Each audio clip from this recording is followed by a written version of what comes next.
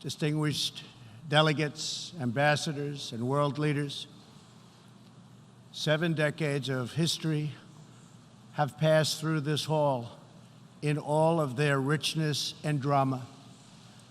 Where I stand, the world has heard from presidents and premiers at the height of the Cold War. We have seen the foundation of nations. We have seen the ringleaders of revolution.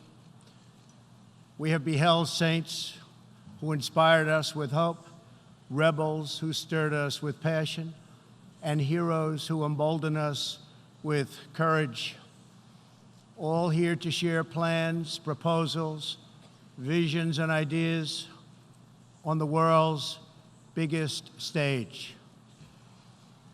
Like those who met us before, our time is one of great contests, high stakes, and clear choices. The essential divide that runs all around the world and throughout history is once again thrown into stark relief. It is the divide between those whose thirst for control deludes them into thinking they are destined to rule over others, and those people and nations who want only to rule themselves. I have the immense privilege of addressing you today as the elected leader of a nation that prizes liberty, independence, and self-government above all. The United States, after having spent over $2.5 trillion since my election to completely rebuild our great military, is also by far the world's most powerful nation. Hopefully, it will never have to use this power. Americans know that in a world where others seek conquest and domination, our nation must be strong in wealth, in might, and in spirit. That is why the United States vigorously defends the traditions and customs that have made us who we are. Like my beloved country, each nation represented in this hall has a cherished history, culture, and heritage that is worth defending and celebrating, and which gives us our singular potential and strength. The free world must embrace its national foundations. It must not attempt to erase them or replace them. Looking around and all over this large, magnificent planet, the truth is plain to see. If you want freedom, take pride in your country. If you want democracy, hold on to your sovereignty. And if you want peace, love your nation. Wise leaders always put the good of their own people and their own country first. The future does not belong to globalists. The future belongs to patriots. The future belongs to sovereign and independent nations who protect their citizens, respect their neighbors, and honor the differences that make each country special and unique. It is why we in the United States have embarked on an exciting program of national renewal. In everything we do, we are focused on empowering the dreams and aspirations of our citizens. Thanks to our pro-growth economic policies, our domestic unemployment rate reached its lowest level in over half a century. Fueled by massive tax cuts and regulations cuts, jobs are being produced at a historic rate. 6 million Americans have been added to the employment rolls in under 3 years. Last month, African American, Hispanic American, and Asian American unemployment reached their lowest rates ever recorded. We are marshaling our nation's vast energy abundance, and the United States is now the #1 producer of oil and natural gas anywhere in the world. Wages are rising, incomes are soaring, and 2.5 million Americans have been lifted out of poverty in less than 3 years. As we rebuild the unrivaled might of the American military, we are also revitalizing our alliances by making it very clear that all of our partners are expected to pay their fair share of the tremendous defense burden which the United States has borne in the past. At the center of our vision for national renewal is an ambitious campaign to reform international trade. For decades, the international trading system has been easily exploited by nations acting in very bad faith. As jobs were outsourced, a small handful grew wealthy at the expense of the middle class. In America, the result was 4.2 million lost manufacturing jobs and $15 trillion in trade deficits over the last quarter century. The United States is now taking that decisive action to end this grave economic injustice. Our goal is simple. We want balanced trade that is both fair and reciprocal. We have worked closely with our partners in Mexico and Canada to replace NAFTA with the brand new and hopefully bipartisan U.S.-Mexico-Canada agreement. Tomorrow, I will join Prime Minister Abe of Japan to continue our progress in finalizing a terrific new trade deal. As the United Kingdom makes preparations to exit the European Union, I have made clear that we stand ready to complete an exceptional new trade agreement with the UK that will bring tremendous benefits to both of our countries. We are working closely with Prime Minister Boris Johnson on a magnificent new trade deal. The most important difference in America's new approach on trade concerns our relationship with China. In 2001, China was admitted to the World Trade Organization. Our leaders then argued that this decision would compel China to liberalize its economy and strengthen protections to provide things that were unacceptable to us, and for private property, and for the rule of law. 2 decades later, this theory has been tested and proven completely wrong. Not only has China declined to adopt promised reforms, it has embraced an economic model dependent on massive market barriers, heavy state subsidies, currency manipulation, product dumping, forced technology transfers, and the theft of intellectual property, and also trade secrets on a grand scale. As just one example, I recently met the CEO of a terrific American company, Micron Technology, at the White House. Micron produces memory chips used in countless electronics. To advance the Chinese government's 5-year economic plan, a company owned by the Chinese state allegedly stole Micron's designs, valued at up to $8.7 billion. Soon, the Chinese company obtains patents for nearly an identical product, and Micron was banned from selling its own goods in China. But we are seeking justice. The United States lost 60,000 factories after China entered the WTO. This is happening to other countries all over the globe. The World Trade Organization needs drastic change. The second largest economy in the world should not be permitted to declare itself a developing country in order to game the system at others' expense. For years, these abuses were tolerated, ignored, or even encouraged.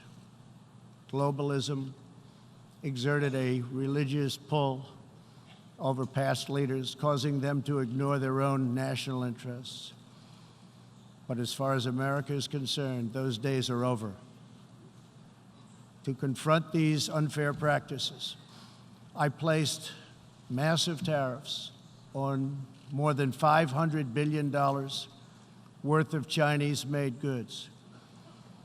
Already, as a result of these tariffs, supply chains are relocating back to America and to other nations, and billions of dollars are being paid to our Treasury.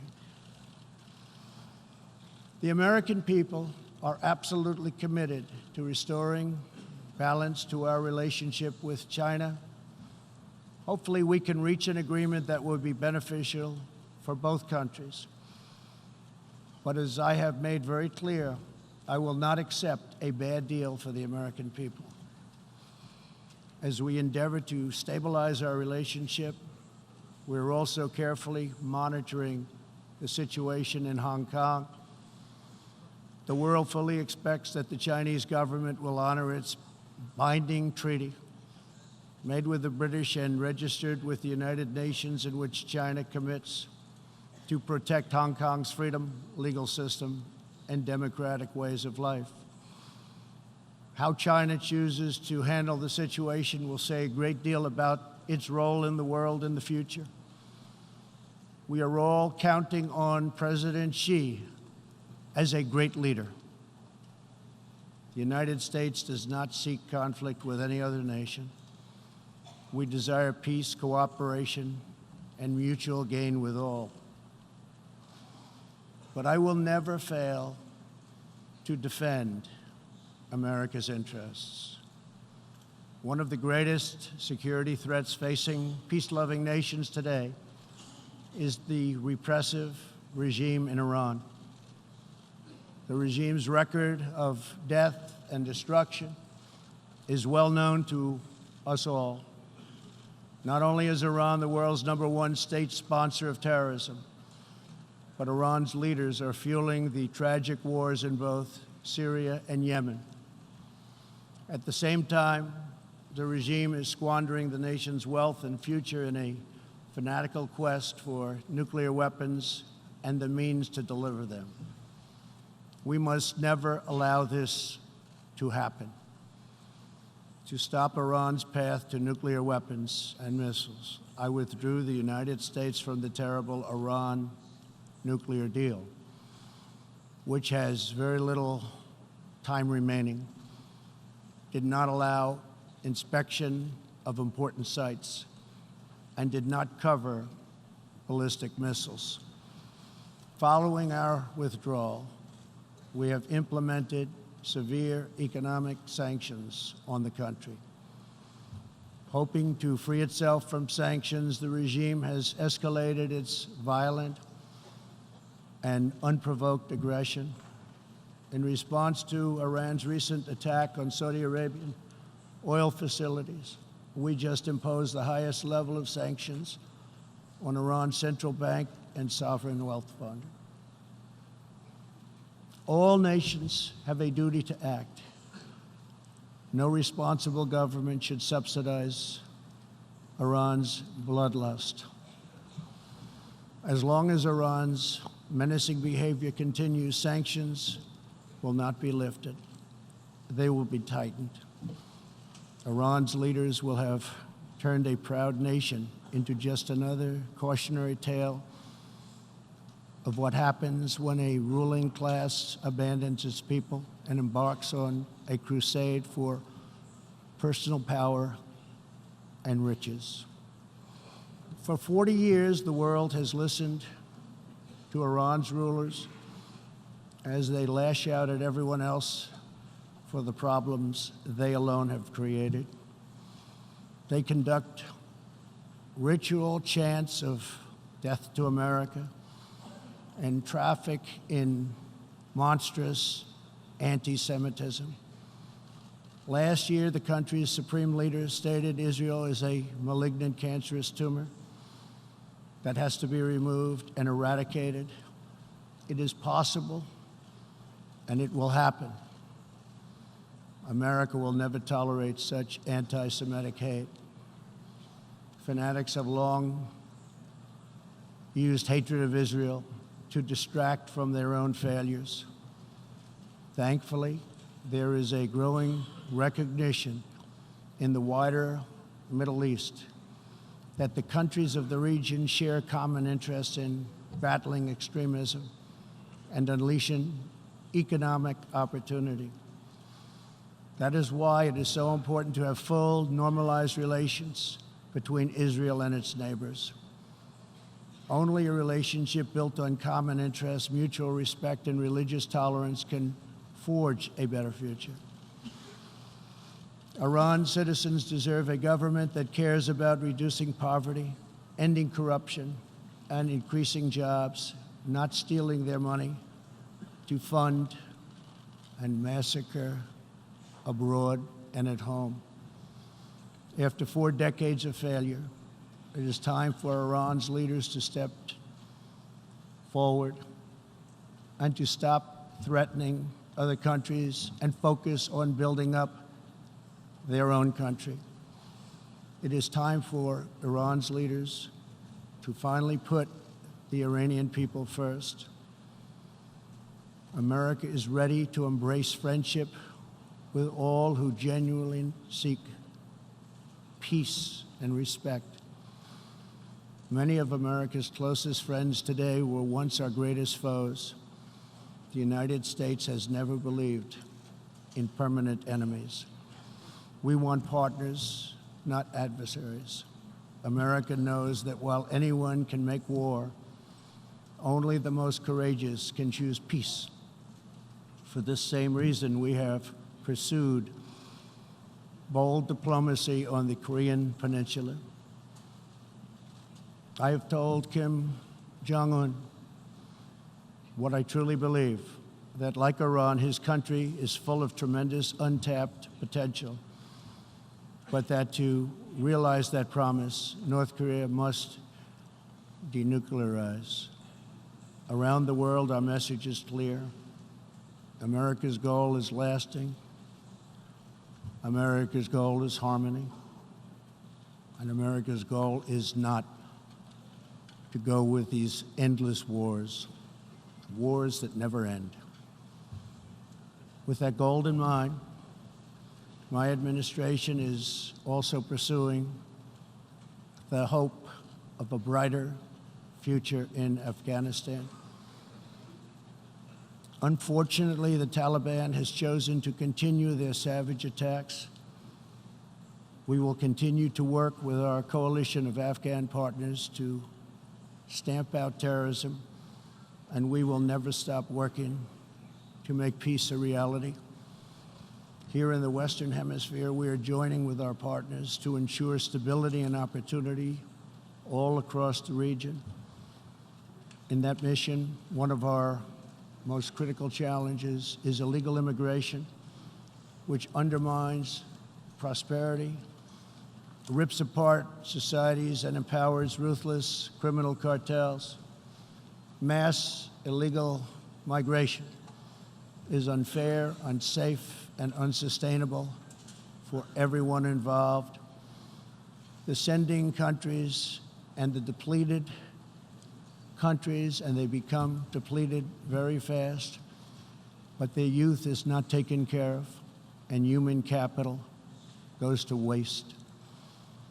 The receiving countries are overburdened with more migrants than they can responsibly accept, and the migrants themselves are exploited, assaulted, and abused by vicious coyotes. Nearly 1/3 of women who make the journey north to our border are sexually assaulted along the way. Yet here in the United States and around the world, There is a growing cottage industry of radical activists and non-governmental organizations that promote human smuggling. These groups encourage illegal migration and demand erasure of national borders. Today, I have a message for those open border activists who cloak themselves in the rhetoric of social justice. Your policies are not just. Your policies are cruel and evil. You are empowering criminal organizations that prey on innocent men, women, and children. You put your own false sense of virtue before the lives, well-being, and countless innocent people. When you undermine border security, you are undermining human rights and human dignity. Many of the countries here today are coping with the challenges of uncontrolled migration. Each of you has the absolute right to protect your borders. And so, of course, does our country. Today, we must resolve to work together to end human smuggling, end human trafficking, and put these criminal networks out of business for good. To our country, I can tell you sincerely, we are working closely with our friends in the region, including Mexico, Canada, Guatemala, Honduras, El Salvador, and Panama, to uphold the integrity of borders and ensure safety and prosperity for our people. I would like to thank President López Obrador of Mexico for the great cooperation we are receiving and for right now putting 27,000 troops on our southern border.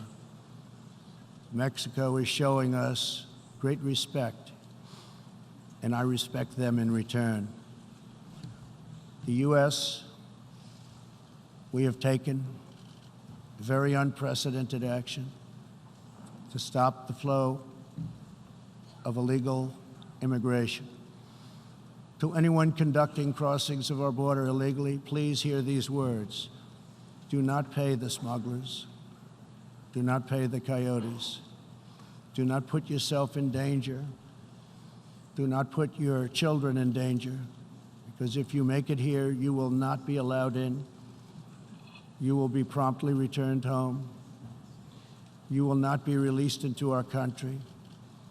As long as I am President of the United States, we will enforce our laws and protect our borders.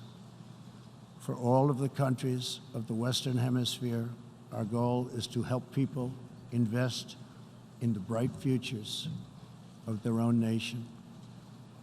Our region is full of such incredible promise, dreams waiting to be built, and national destinies for all. And they are waiting also to be pursued. Throughout the hemisphere, there are millions of hardworking, patriotic young people eager to build, innovate, and achieve. But these nations cannot reach their potential if a generation of youth abandon their homes in search of a life elsewhere. We want every nation in our region to flourish and its people to thrive in freedom and peace. In that mission, we are also committed to supporting those people in the Western Hemisphere who live under brutal oppression, such as those in Cuba, Nicaragua, and Venezuela. According to a recent report from the UN Human Rights Council, women in Venezuela stand in line for 10 hours a day waiting for food. Over 15,000 people have been detained as political prisoners. Modern-day death squads are carrying out thousands of extrajudicial killings. The dictator Maduro is a Cuban puppet protected by Cuban bodyguards, hiding from his own people, while Cuba plunders Venezuela's oil wealth to sustain its own corrupt communist rule.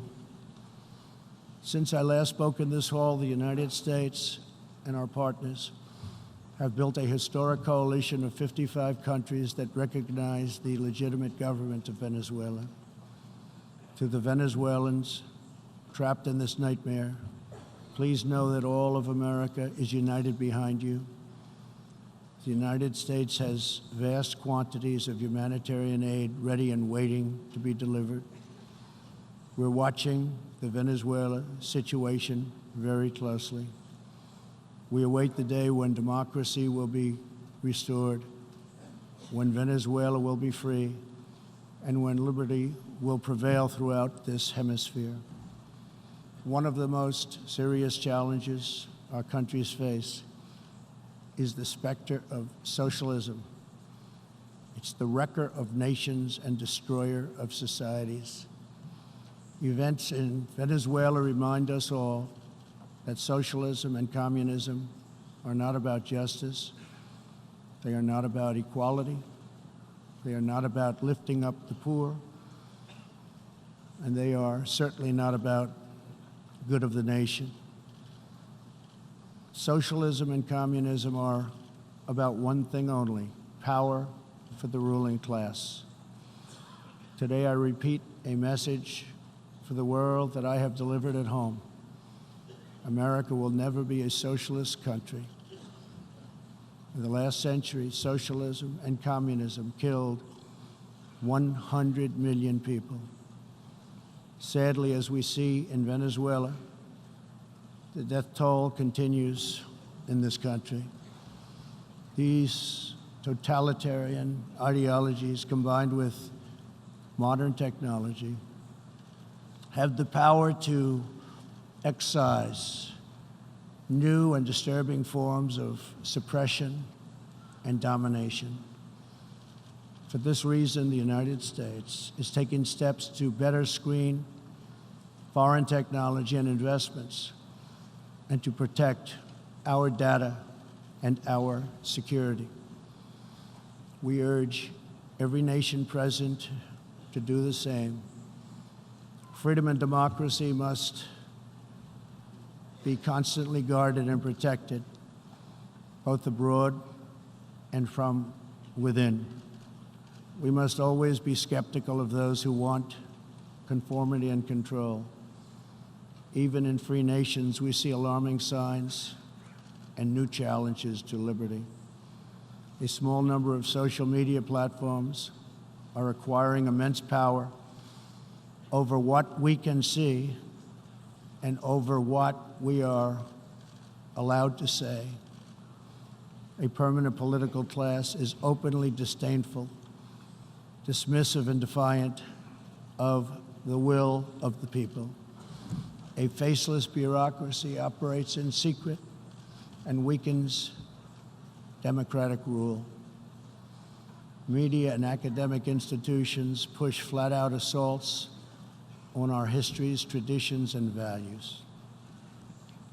In the United States, my administration has made clear to social media companies that we will uphold the right of free speech. A free society cannot allow social media giants to silence the voices of the people, and a free people must never, ever be enlisted in the cause of silencing, coercing, canceling, or blacklisting their own neighbors. As we defend American values, we affirm the right of all people to live in dignity.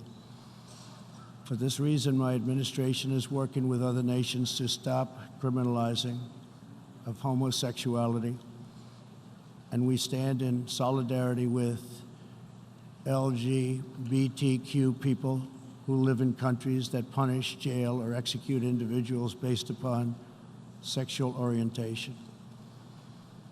We are also championing the role of women in our societies. Nations that empower women are much wealthier, safer, and much more politically stable. It is therefore vital not only to a nation's prosperity, but also is vital to its national security to pursue women's economic development. Guided by these principles, my administration launched the Women's Global Development and Prosperity Initiatives.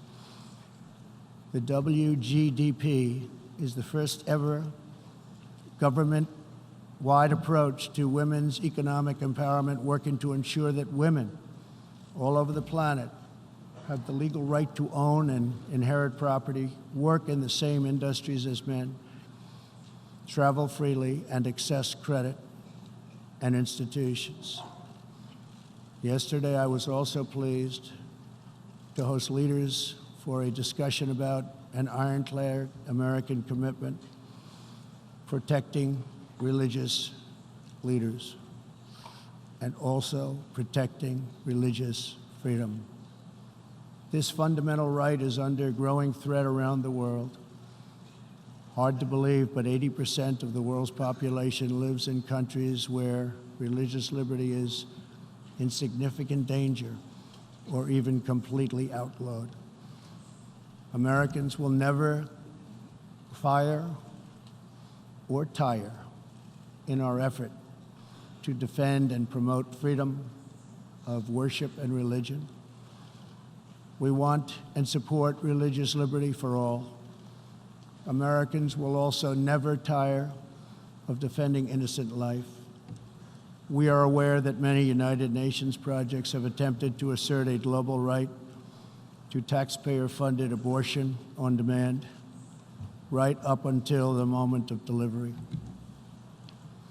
Global bureaucrats have absolutely no business attacking the sovereignty of nations that wish to protect innocent life.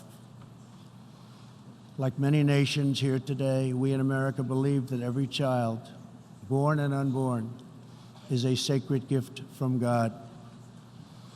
There is no circumstance under which the United States will allow international entries to trample on the rights of our citizens, including the right to self-defense.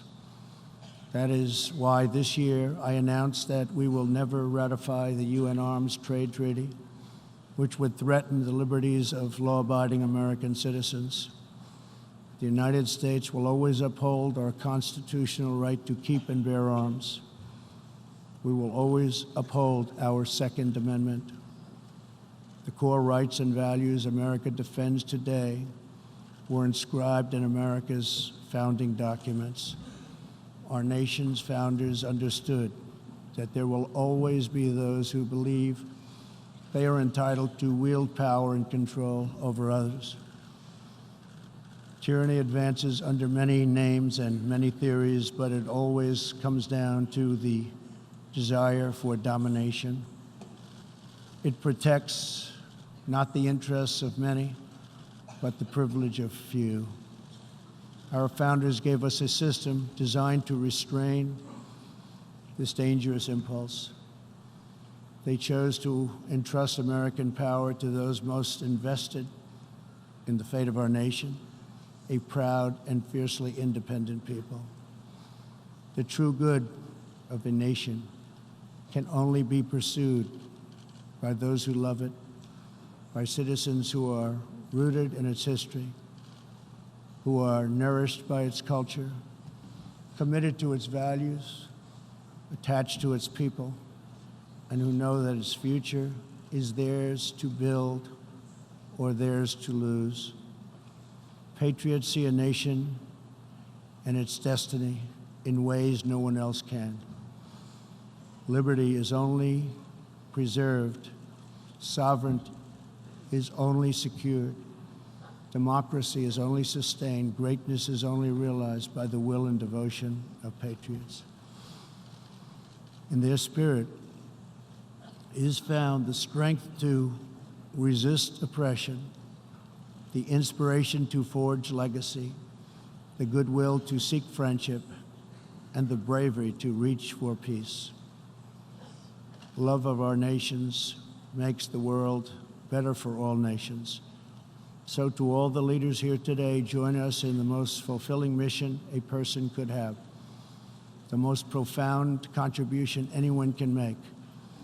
Lift up your nations, cherish your culture, honor your histories, treasure your citizens, make your country strong and prosperous and righteous, honor the dignity of your people, and nothing will be outside of your reach.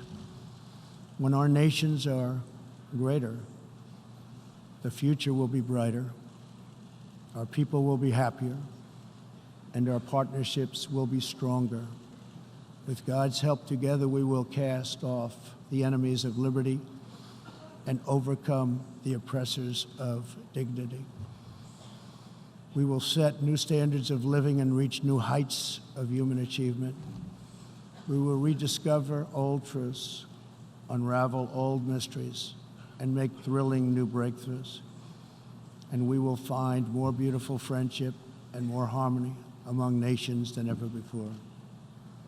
My fellow leaders, the path to peace and progress and freedom and justice and a better world for all humanity begins at home. Thank you. God bless you. God bless the nations of the world.